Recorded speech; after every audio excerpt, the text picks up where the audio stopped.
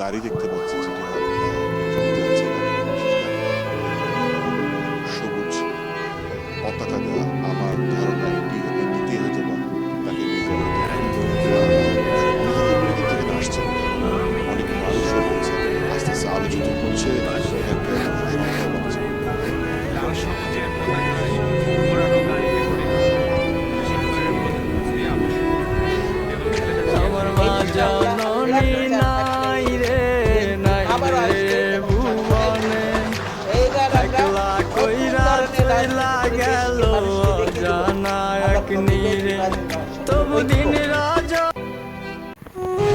লাল সবুজের পতাকায় মোড়ানো গাড়িতে করে তিনবারের প্রধানমন্ত্রী আবাসিক নেত্রী বেগম খালেদা জিয়াকে নিয়ে যাওয়া হচ্ছে ফিরোজায়।